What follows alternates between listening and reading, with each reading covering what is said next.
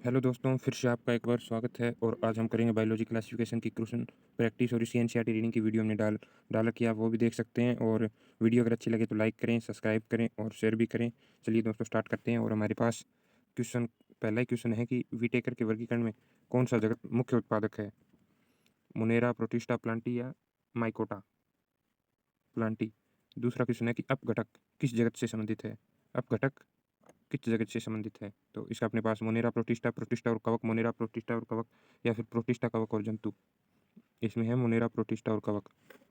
अगला क्वेश्चन है अपने पास क्वेश्चन नंबर 3 कि 5 जगत वर्गीकरण का मुख्य आधार क्या है? पोषण, केंद्र की संरचना, अलैंगिक जनन या फिर कोशिका भित्ति की संरचना? पोषण।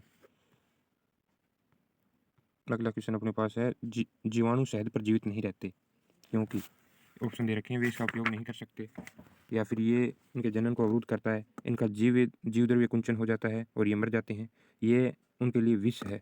तो इसका है इनका जीवद्रव्य कुंचन हो जाता है और ये मर जाता है। अगला क्वेश्चन है जीवाणु में श्वसन का स्थल है एपिसोम, राइबोसोम, मिजोसोम, माइक्रोसोमा।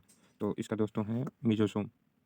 अगला क्वेश्चन है निम्न में से कौन सी रसायन संश्लेषी कोशी है? माइकोप्लाज्मा, यूबैक्टीरिया, प्लांटी या फिर एनिमेलिया? इसका अपने पास है यूबैक्टीरिया। अगला क्वेश्चन है प्लाज्मिड है छोटा कुंडलित डीएनए, छोटा आरएनए का कण प्रोटीन के साथ छोटा कुंडलित आरएनए या जीवाणु का प्रकाश संश्लेषी वर्णक? तो ये है छोटा कुंडलित डीएनए। अगला क्वेश्चन है असीम केंद्रकीयों का आनुवंशिक पदार्थ है रेखीय DNA plus stone, DNA stone रहित, वर्ताकार डीएनए प्लस स्टोन या वर्ताकार डीएनए स्टोन रहित? तो ये है वर्ताकार डीएनए स्टोन रहित। अगला क्वेश्चन है कि मोनेरा के लिए कौन सा सत्य नहीं है? मोनेरा के लिए कौन सा सत्य नहीं है? ये समसूत्रण तथा लैंगिक विधि द्वारा जनन करते हैं, उनमें अधिकांशतः स्टोन रहित होते हैं, उनमें अधिकांश कोशिका भित्ति युक्त होते हैं, या ये असीम केंद्रकीय होते हैं? इसका है दोस्तों ये समसूत्रण तथा लैंगिक विधि द्वारा जनन करते हैं। अगला क्वेश्चन है कि आर बैक्टीरिया के लिए सत्य है समस्त हेलोफिल्स होते हैं, समस्त जीवाश्मी होते हैं, समस्त प्रकाश संश्लेषी होते हैं, आद्य जीवित जीवाश्म होते हैं? आर के बैक्टीरिया के लिए है तो ये आद्य जीवित जीवाश्म होते हैं, आद्य जीवित जीवाश्म होते हैं यानी चौथा। अगला क्वेश्चन है कि कुछ जीव 100 से 150 डिग्री सेल्सियस तापमान पर गुणन सावधि कर सकते हुए संबंधित हैं? थर्मोफिलिक, अर्धवायवीय माइकोप्लाज्मा, गर्म झरनों के यू बैक्टीरिया, थर्मोफिलिक सल्फर जीवाणु, मेथेनोजन। आर के बैक्टीरिया वो होते हैं थर्मोफिलिक सल्फर जीवाणु यानी 11वें का दूसरा। अगला क्वेश्चन है कि आर के बैक्टीरिया के लिए निम्न में से कौन से सही है? आर के बैक्टीरिया के लिए कोशिका के लिए पेप्टिडोग्लाइकन उपस्थित, हेलोफाइल्स केवल वायवीय, मेथेनोजन सम्मिलित। तो इसके अंदर अपने को मल्टीपल ऑप्शन है, पहले में पहला, दूसरा तीसरा, दूसरे में तीसरा और चौथा, तीसरे में पहला, तीसरा और चौथा, या फिर सारी सही है? तो इसका दोस्तों अपने पास है इसमें एक तो ये तीसरा ऑप्शन सही है और एक अपने पास ये चौथा ऑप्शन सही है। 12वें का बनेगा तीसरा और चौथा यानी दूसरा ऑप्शन 12वें का दूसरा। अगला है क्वेश्चन नंबर 13 अर्ध कुंडलित जीवाणु कहलाते हैं स्पाइरियम, बहुरूपी, विब्रियो या जुगलिया? यानी 13वें का जाएगा विब्रियो। प्लाज्मिड के संदर्भ में सत्य कथन है एक को छोड़ के सारे सत्य हैं, यानी ये अतिरिक्त गुणसूत्रीय आनुवंशिक पदार्थ है, ये सिग्मन के दौरान दूसरे जीवाणुओं में स्थानांतरित होते हैं, ये जीवाणुओं का कोई विशेष गुण प्रदान नहीं करते, ये विभाजन द्वारा संतति कोशिकाओं के में स्थानांतरित होते हैं? इसका बनेगा तीसरा, ये जीवाणुओं का कोई विशेष गुण प्रदान नहीं करते। अगला क्वेश्चन है एपिसोम है बाह्य केंद्र की घटक है जिसमें कुछ जीन हो, जीवाणु का विषैले पदार्थ उत्पादित करने की इकाई, ऐसा प्लाज्मिड जो जीवाणुवीय गुणसूत्र के साथ जुड़ सकता है, या जीवाणु का बाह्य केंद्र के भाग? तो इसका अपने पास है ऐसा प्लाज्मिड जो जीवाणुवीय गुणसूत्र के साथ जुड़ सकता है। अगला क्वेश्चन है वह लक्षण जो सभी जीवाणु रखते हैं संपूर्ण फ्लैजिला डीएनए या उपरोक्त सभी? इसका बनेगा तीसरा डीएनए।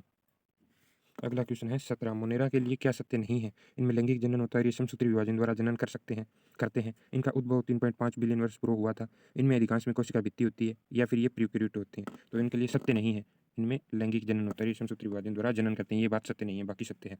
और क्वेश्चन नंबर 18 अपने पास है कि अनुकूल परिस्थितियों में जीवाणु का कोशिका 20 मिनट में द्विभाजन द्वारा विभाजित होती है, इस विभाजन में दर 2 घंटे में कितने जीवाणु उत्पन्न कर सकते हैं? 2 घंटे में कितने कर सकते हैं जब 20 मिनट में होता है? तो इसका अपने पास आएगा 8, 32, 128 या 64। और अगला क्वेश्चन है कि जीवाणु पुरातन जीव होते हैं क्योंकि वे छोटे व सूक्ष्मदर्शी होते हैं, अल्प विकसित केंद्रक रखते हैं और अर्धसूत्री विभाजन दर्शाते हैं, अंतः बीजाणु को उत्पन्न करते हैं और प्रतिकूल परिस्थितियों हेतु अत्यधिक प्रतिरोधी होते हैं, या फिर घरेलू जंतुओं, मनुष्य और पादपों में गंभीर रोग का कारण बनते हैं?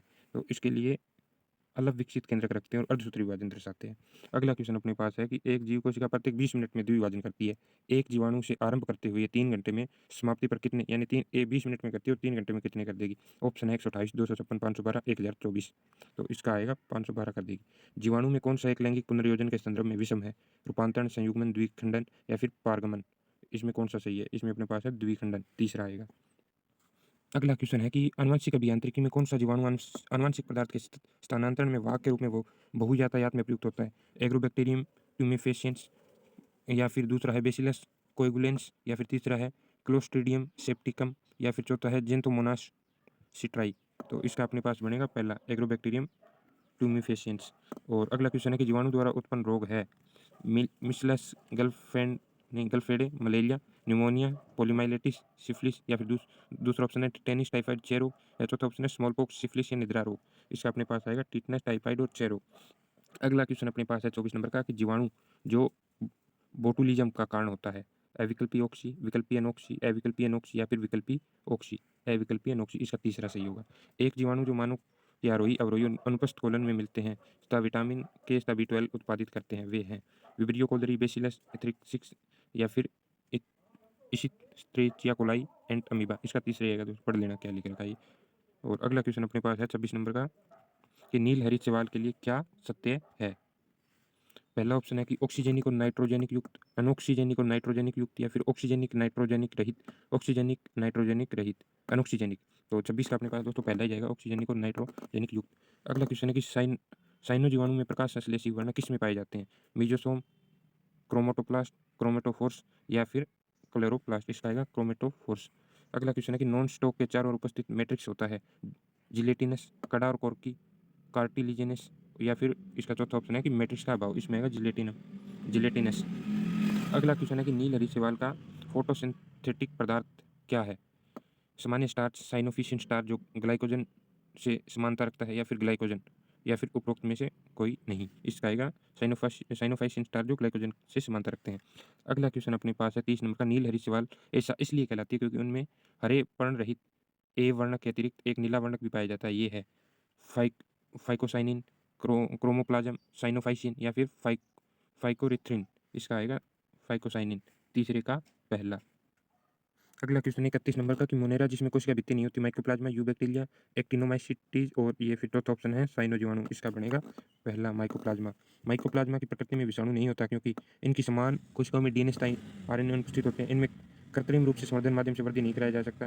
ये प्रतिजीवकों के लिए संवेदनशील नहीं होते, या फिर उपरोक्त इसका आएगा पहला। इनकी समान कोशिकाओं में डीएनए तथा आरएनए दोनों उपस्थित होते हैं। अगला क्वेश्चन अपने पास है 33 नंबर का कि निम्न में कौन सा अकोशिकीय है? जीवाणु, डायटम, पीपीएलओ, या फिर जीवाणु भोजी। इसका आएगा जीवाणु भोजी, चौथा ऑप्शन। अगला है कि निम्न में से कौन सा कथन वायरस के बारे में सही है? इनमें सभी का उपापचय तंत्र होता है, इनमें डीएनए व आरएनए होता है, ये विकल्पी परजीवी है, ये प्रतिजैविक औषधियों से जल्दी मर जाते हैं। इसमें आएगा इनमें डीएनए तथा आरएनए होता है, ये इनके बारे में सही कथन है।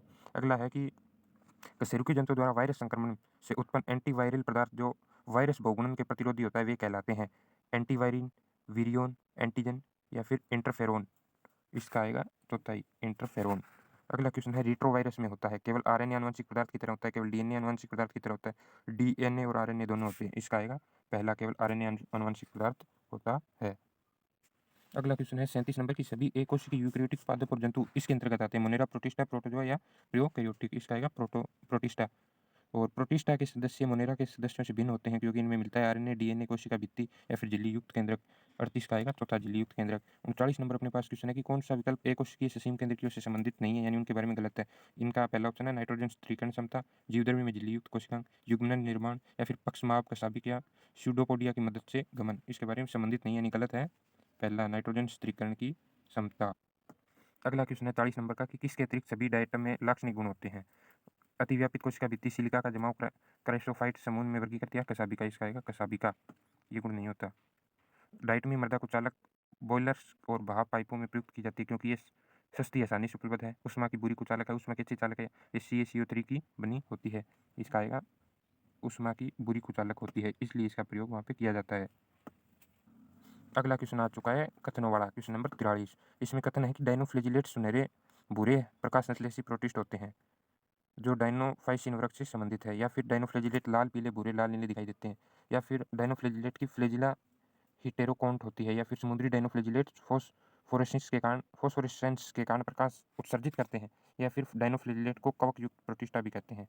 तो इसके अंदर पहला भी सही है, दूसरा भी सही है, तीसरा भी सही है और चौथा पाँचवा, यानी इसका ऑप्शन चौथा जाएगा, इसमें सभी सही है। अगला क्वेश्चन है अपने पास, निम्न में से कौन से लक्षण डाइनोफ्लैजिलेट के द्वारा प्रदर्शित किए जाते हैं? इसमें दे रखे option P, R, Q, S. एक के फ्लैजेल युक्त पर्णहरित, मुख्यतः लवणीय, अलैंगिक जनन विभाजन द्वारा। तो इसका बनेगा, ये सारी हैं, सारी प्रदर्शित किए जाते हैं, ये चौथे में है, यानी 44 का चौथा। अगला क्वेश्चन अपने पास है 45, प्रोटिस्ट की कौन सी प्रजाति विपरीत खांचों में दो फ्लैजिलाओं से हिलकर उनकी कठोर सतहयुक्त शरीर के द्वारा उत्पन्न चक्रण की गति के कारण रिलिंग्स विपस के नाम से जानी जाती है? डायटम्स, क्रासोफाइट्स, डाइनोफ्लैजिलेट, या फिर सुनहरी शैवाल। तो इसका आएगा तीसरा, डाइनोफ्लैजिलेट्स।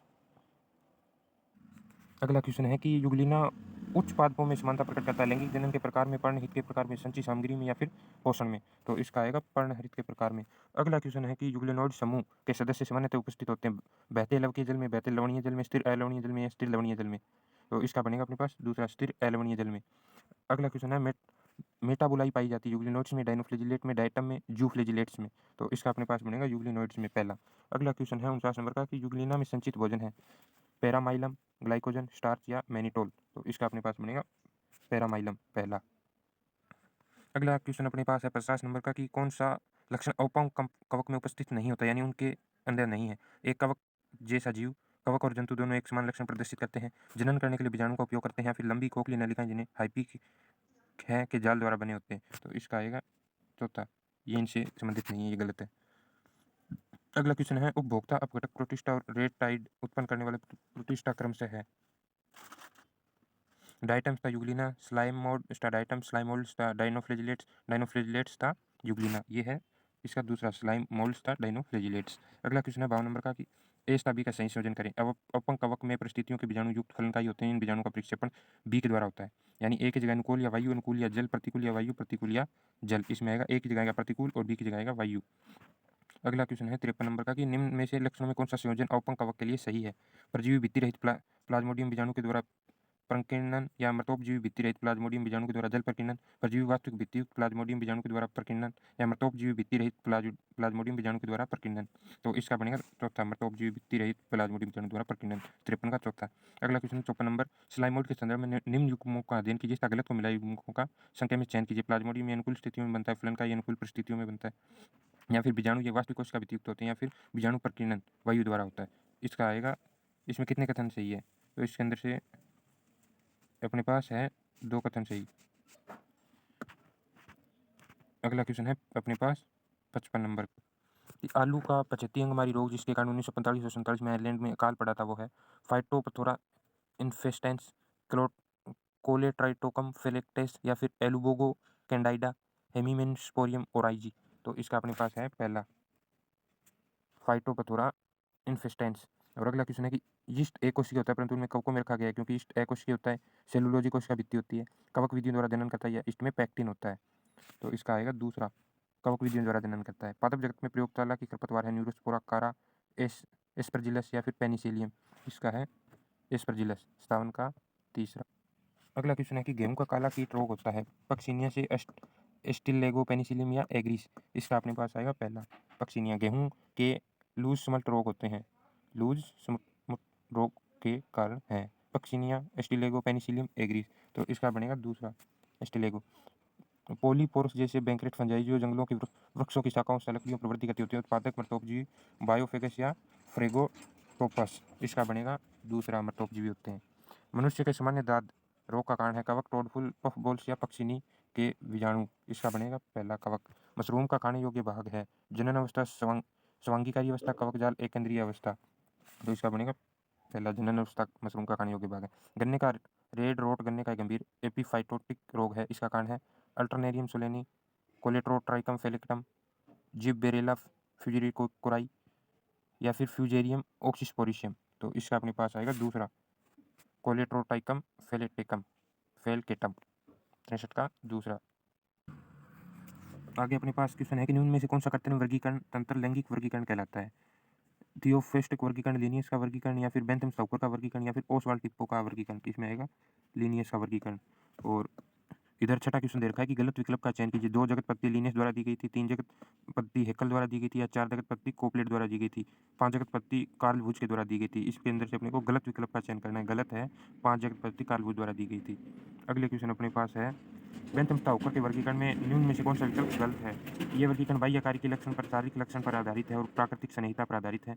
ये स्पर्मेटोफाइटा का सबसे बड़ा और प्राकृतिक वर्गीकरण है। ये सबसे सरल वर्गीकरण है, स्टारबेरियम की व्यवस्था में उपयुक्त होता है। ये पादप जगत का सबसे बड़ा जातिवर्ती वर्गीकरण कहलाता है। इसके बारे में गलत अपने को पता लगाना था और इसमें गलत है, ये सबसे बड़ा जाति वर्गीकरण कहलाता है, ये गलत है। और इधर 7वां क्वेश्चन अपने को दे रखा है कि जीवदत्त वर्गीकरण में इनके बीच में से अंतर नहीं बता सकता। यूकेरियोटिक था, प्रोकैरियोटिक, बहुकोशिकीय, एकोशिकीय, प्रकाश संश्लेषी है, प्रकाश संश्लेषी। इसका आएगा चौथा, 7वें का, ये इन सभी में नहीं बता सकता।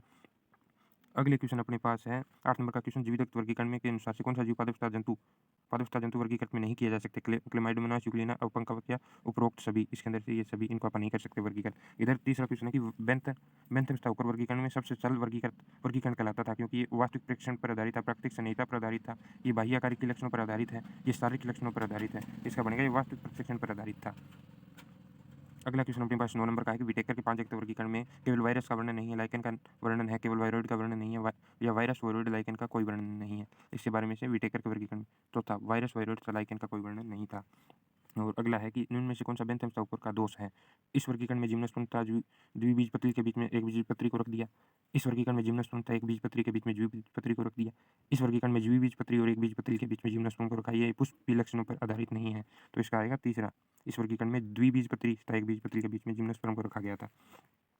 अगला क्वेश्चन देखिए, अपने पास 10 नंबर का क्वेश्चन है, वायरस का वर्णन में से कोई स्थान नहीं है, क्योंकि ये वास्तविक रूप से जीवित नहीं है, अविकल्पी है, ये कोशिकीय हैं, ये अति परजीवी होते हैं, तो इसका बनेगा ये वास्तविक रूप से जीवित नहीं है। उधर 5 नंबर का क्वेश्चन है कि संख्यात्मक वर्गीकरण इस नाम से भी जाना जाता है, एडेंसियन वर्गीकरण, फेनेटिक वर्गीकरण, कंप्यूटर के डिजिटल वर्गीकरण। तो इस एक से अधिक ये भी है, ये भी है, ये भी है, कई विकल्प है। इसका चौथा आएगा 5वें का। और 11 नंबर का क्वेश्चन है, 5 जगत वर्गीकरण इनमें से किसने दिया था? आर एच विटेकर, ए रोक्सबर्ग, सी लीनियस, या फिर विर्चो। इसने दिया था आर एच विटेकर ने। अगला क्वेश्चन 12 नंबर का, यदि 5 जगत वर्गीकरण पत्ती का उपयोग किया जाए तो आर्कियस तथा नाइट्रोजन स्टेरिकी जीवों का आप किस जगत में वर्गीकृत करोगे? प्रोटिस्टा, प्लांटी, मोनेरा या कवक। तो इसको आप रखेंगे मोनेरा में, इसका दूसरा। इधर 21 नंबर का क्वेश्चन है कि प्रोकैरियोट्स के लक्षण है, ये वास्तविक केंद्रक जिसमें द्विप्रतीय केंद्रक झिल्ली उपस्थित होती है, सुविकसित केंद्रक जिसमें द्विप्रतीय केंद्रक झिल्ली उपस्थित होती है, या फिर म्यूकोपॉलीसेकेराइड द्वारा निर्मित होता है, कोशिका भित्ति की उपस्थिति और माइटोकॉन्ड्रिया का हरितलवक जैसे कोशिकांगों की उपस्थिति होती है। तो इसमें ये तीसरा ही सही है, कोशिकाओं की अनुपस्थिति होती है, इसका तीसरा। अगला क्वेश्चन अपने इसमें मोनेरा से है, कौन सा एक सर्वाधिक पाए जाने वाला सूक्ष्म जीव है? जीवाणु, वायरस, प्रोटोजोन्स या प्रोटिस्टा। तो इसका आएगा जीवाणु। 14 नंबर का है, जीवाणु होते केवल पानी में परजीवी की तरह, केवल मृदा में, या फिर सभी जगह। इसका आएगा चौथा, सभी जगह होते हैं। 15 नंबर का क्वेश्चन है, जीवाणु कोशिका में गुणसूत्रों की संख्या एक हो सकती है और ये सदैव वर्ताकार होती है, सदैव रेखीय होती है, रेखीय और वर्ताकार होती है। एक कोशिका में रेखीय वर्ताकार हो सकते हैं, तो इसका अपने पास आएगा पहला, ये सदैव वर्ताकार होती है, जिसमें ये जी और सी के ट्रिपल बॉन्ड की मात्रा अधिक होती है। अगला क्वेश्चन 22 नंबर का है कि जब हरी शैवालों को प्रकाशित किया जाता है तो गतिशील ऑक्सी जीवाणु सामान्यतः उनके निकट संग्रहित होते हैं, और ये इसलिए होता है क्योंकि ये जीवाणु प्रकाश के लिए आकर्षण रखते हैं, हरे पादपों के लिए आकर्षण रखते हैं, ऑक्सीजन के लिए आकर्षण रखते हैं, या फिर CO2 के लिए आकर्षण रखते हैं। तो ये ऑक्सीजन के लिए आकर्षण रखते हैं, इसका तीसरा आएगा। 23 नंबर का है, ग्राम धनात्मक ऋणात्मक जीवाणुओं में अंतर द्वारा मुख्य आधार किसका? सीलिया, केंद्रिका, कोशिका भित्ति, या फिर कोशिका द्रव्य। तो इसका आएगा कोशिका भित्ति, 23 का दूसरा। इधर है कि 16 नंबर, अधिकांश परजीवी जीवाणु होते हैं अंतरकोशिकीय परजीवी, अंतरकोशिकीय परजीवी, अंतर अविकल्पी परजीवी या क्रीमोट्रोफ। तो इसका अपने पास आएगा दूसरा, अंतरकोशिकीय परजीवी। कौन से स्थान पर जीवाणु नहीं पाए जाते? भूमि, समुद्र, बर्फ, अशुद्ध जल। इसका आएगा अपने पास चौथा, अशुद्ध जल। और अगला क्वेश्चन है कि निम्न में से कौन सा प्रोकैरियोट नहीं है? जीवाणु, आर्की जीवाणु, या फिर पैरामीशियम या साइनो जीवाणु। तो ये है पैरामीशियम, प्रोकैरियोट नहीं है। उधर 24 नंबर का क्वेश्चन है कि आर्की जीवाणु के बारे में निम्न में से कौन सा कथन गलत है? ये कुछ कठिन आवास में रहती है, नवीनतम विकसित समूह है, कोशिका भित्ति पेप्टाइडोग्लाइकन रहित होती है, ये दूसरे जीवाणुओं की तरह नहीं होते। तो इसका बनेगा दूसरा, ये नवीनतम विकसित समूह है, 24 का दूसरा। 25 नंबर क्वेश्चन है कि निम्न में से कौन से क्षेत्र की स्थितियां थर्मोएसिडोफिलस के पक्ष में है? गर्म कई शाकाहारियों का मत्स्य गर्म क्षारीय, या फिर गर्म गंधक झरने, या फिर गहरा समुद्री लावा। तो इसका अपने पास बनेगा तीसरा, गर्म गंधक झरने। अगला क्वेश्चन है 19 नंबर का कि पोषण के आधार पर क्रमशः स्वपोषी और विषमपोषी होते हैं। कैल्पस, डाइटम, अपंकवक और शैवाल, शैवाल और अपंकवक, आर्की जीवाणु और सत्य जीवाणु। तो इसका आएगा तीसरा शैवाल और अपंख जीवाणु। 20 नंबर का है कि बैक्टीरियम राइबोसोम कहलाते हैं। बैक्टीरियम राइबोसोम कहलाते हैं ऑटोसोम, डिक्टियोसोम, सेंट्रोसोम, पॉलीराइबोसोम बनेगा चौथा पॉलीराइबोसोम। मेथेनोजेनस के बारे में कौन सा सही नहीं है? ये आर्की जीवाणु हैं, ये दलदली क्षेत्रों में रहते हैं, ये कार्बन स्रोत के रूप में मीथेन को प्राथमिकता देते हैं, ये कई चरने वाले जंतुगाएं के आरनाल में उपस्थित होते हैं और इनके जंतुओं के गोबर में CH4 का उत्पन्न करते हैं। तो इसका अपने पास आएगा कौन सा सही नहीं था यानी गलत है, कार्बन स्रोत होते हैं, मीथेन की प्राथमिकता देते हैं।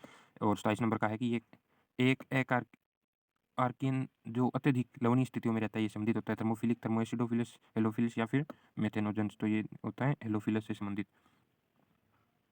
अगला क्वेश्चन अपने पास है आकृति के आधार पर जीवाणुओं की कितनी श्रेणियां हैं? 2, 3, 4 या 5? तो इसका है 4। निम्न में से कौन सा जीवाणु कोमाकार है? कोकस, विब्रियो, बेसिलस या फिर क्लोस्ट्रीडियम? इसका आएगा अपने पास दूसरा विब्रियो। 38 नंबर का उत्तर क्वेश्चन है जीवाणु भाग लेते हैं कई औद्योगिक या व्यावसायिक क्रियाओं में, लेग्यूम, जड़ों में, अंश त्रिकण में, पादपों और जंतुओं में या फिर सभी में? इसका अपने पास आएगा सभी में ये भाग लेते हैं। 39 नंबर है कि निम्न में से एक को छोड़कर समस्त रोग जीवाणु जनित हैं। फ्लू, टीटनेस, हैजा और टाइफाइड। इसमें फ्लू को छोड़ के सभी जीवाणु से होते हैं। उधर है 40 नंबर का क्वेश्चन सीट्रस कैंकर द्वारा जनित होता है, खाली द्वारा जीवाणु, कवक या माइकोप्लाज्मा या वायरस। तो ये होता है जीवाणु के द्वारा। इधर 30 नंबर का क्वेश्चन है आकृति के आधार पर पहचानिए A, B और C। एक क्या है? कोकलाई, बेसिलाई, स्पिरेलाई या बेसिलाई कोकाई? तो इसका अपने पास आएगा पहला A कोकलाई है, B बेसिलाई है, C स्पिरेलाई है और D विब्रियो है। और 41 नंबर का क्वेश्चन है जीवाणु अधिकांशतः किसके द्वारा जनन करते हैं? अंतःबीजाणु का निर्माण, विभाजन, चल बीजाणु निर्माण या लैंगिक विधि? तो इसका आएगा विभाजन। 41 का 3। और इधर 31 नंबर का क्वेश्चन है कि जीवाणु के संदर्भ में कौन सा सत्य है? जीवाणु संरचना और व्यवहार दोनों में सरल होते हैं, जीवाणु संरचना और व्यवहार में जटिलतम होते हैं। जीवाणु संरचना में जटिल और व्यवहार में सरल होते हैं, जीवाणु संरचना में सरल और व्यवहार में जटिल होते हैं। इसका आएगा चौथा सत्य कौन सा? यानी जीवाणु संरचना में तो सरल होते हैं लेकिन व्यवहार में जटिल होते हैं। 32 नंबर का क्वेश्चन है कि निम्न में कौन सा सजीव सर्वाधिक उपापचय विविधता दर्शाता है? शैवाल, जीवाणु, कवक या ब्रायोफाइट्स? तो 32 नंबर का क्वेश्चन का अपने पास आएगा जीवाणु।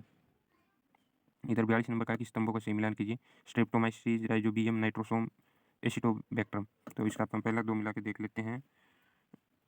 इसका मिलेगा नीचे ऑप्शन दे रखे हैं, स्ट्रेप्टोमाइसीज का मिलान होगा, इसका तो पहले से ही होगा खाद्य व्यक्ति का, और राइजोबियम का मिलान होगा नाइट्रोजन स्त्रीकण से, और नाइट्रोसोमनस का इसका होगा, तो ये दो चौथे में दे रखा है, इसमें चौथा आएगा 42 का चौथा। इधर 33 नंबर अधिकांश जीवाणु होते हैं प्रकाश संश्लेषी, विषमपोषी, रसायन स्वपोषी या परजीवी? 33 नंबर के का बनेगा तीसरा, ये अधिकांश जीवाणु विषमपोषी होते हैं। और अगला पूछ रखा है निम्न में से कौन सा स्वपोषी होता है? प्रकाश संश्लेषी जीवाणु, आर्के जीवाणु, रसायन संश्लेषी जीवाणु या फिर एक और दो दोनों? तो इसका बनेगा चौथा, एक और दो दोनों, यानी प्रकाश संश्लेषी जीवाणु, रसायन संश्लेषी जीवाणु स्वपोषी होते हैं। और 35 नंबर का कि समस्त यू बैक्टीरिया में होता है कोशिका भित्ति, हिस्टोरियस्ट, फ्लैजिला या फिर उपरोक्त सभी? तो इसमें आएगा कोशिका भित्ति, समस्त यू बैक्टीरिया में होता है। और इधर ये डायग्राम वाला दे रखा है 43 नंबर, 1, 2 इसको सही संरचना को पहचानना है, यानी 1 नंबर वाली क्या है, 2 वाली क्या है? तो इसका अंदर बनेगा 43 का ये ऑप्शन है इसके, तो ये बार वाली तो कोशिका भित्ति हो गई, और 2 नंबर वाली कोशिका झिल्ली हो गई, 3 वाली केंद्रिका हो गई, 4 वाली ये है, ये मिजोसोम हो गया, ये चौथे में है, इसका चौथा आएगा। और 36 का है कि जीवों का वह समूह जो मुक्त ऊर्जा का उपयोग करके विभिन्न कार्बनिक पदार्थों जैसे नाइट्रोजेट, नाइट्राइट, अमोनिया, ऑक्सीजन का एटीपी उत्पादन के लिए करते हैं। रसायन विषमपोषी जीवाणु, प्रकाश संश्लेषी जीवाणु, रसायन संश्लेषी स्वपोषी या फिर मर्तोपजीवी जीवाणु? तो इसमें बनेगा रसायन स्वपोषी जीवाणु। और 37 नंबर का निम्न में से कौन सा NPH जैसे पोषक पदार्थों को पुनः चक्र में महत्वपूर्ण भूमिका निभाता है? रसायन संश्लेषी स्वपोषी जीवाणु, परजीवी जीवाणु, प्रकाश संश्लेषी स्वपोषी या फिर साइनो जीवाणु? तो इसमें बनेगा रसायन संश्लेषी स्वपोषी जीवाणु। 37 का पहला। अगला क्वेश्चन अपने पास है 44 नंबर का, विनाइट्रीकरण का अर्थ है मृदा के जीवाणु द्वारा NO2 का अमोनिया में उपचयन, अमोनिया का नाइट्रिकम में ऑक्सीकरण, अमोनिया का अमीनो द्वारा अम्लों में परिवर्तन या मृदा में अमोनियम स्तर नाइट्रेट का गैसीय नाइट्रोजन परिवर्तन? तो इसका अपने पास जाएगा चौथा, मृदा में अमोनियम स्तर नाइट्रेट का गैसीय परिवर्तन। 45 नंबर है कि जीवाणुओं में गुणसूत्रों में न्यूक्लिक अम्ल होता है, 2 प्रकार के DNA और RNA, वर्ताकार DNA, रेखीय DNA या रेखीय RNA? तो ये होता है वर्ताकार DNA, तीसरा, 45 का तीसरा। अगला है 46 नंबर क्वेश्चन, साइनो जीवाणु नील हरी शैवाल होते हैं, केवल एकोशिकीय, केवल तंतुवत, केवल नीवीय, एकोशिकीय, नीवीय और तंतुवत? तो 40 का अपने पास जाएगा चौथा, एकोशिकीय, नीवीय और तंतुवत। अगला क्वेश्चन है 47 साइनो जीवाणु होते हैं, केवल लवण जलीय, केवल स्थलीय, केवल लवणीय जलीय, जलीय और स्थलीय? इसका जाएगा चौथा, जलीय और स्थलीय। 48 अधिकांश प्रदूषित जल में कौन सा ब्लूम होता है? साइनो जीवाणु, लाल शैवाल, हरी शैवाल, भूरी शैवाल? तो इसका जाएगा साइनो जीवाणु। कुछ नील हरी शैवाल वायुमंडलीय नाइट्रोजन को विशिष्ट कोशिकाओं में स्थिर करते हैं क्योंकि ये कोशिकाएं कहलाती है एकाइनिट्स, होमोसिस्ट, हिटेरोसिस्ट या ग्रंथिकाएं? तो इसका जाएगा दूसरा, हिटेरोसिस्ट। हिटेरोसिस्ट युक्त साइनो जीवाणु है केवल नाइस्टोक एनाबिना केवल एनाबिना या विब्रियो, तो इसका अपने पास जाएगा नोस्टोक एनाबिना। ये इंपॉर्टेंट क्वेश्चन है।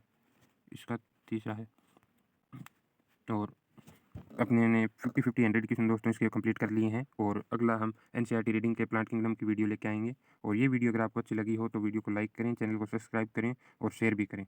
धन्यवाद दोस्तों।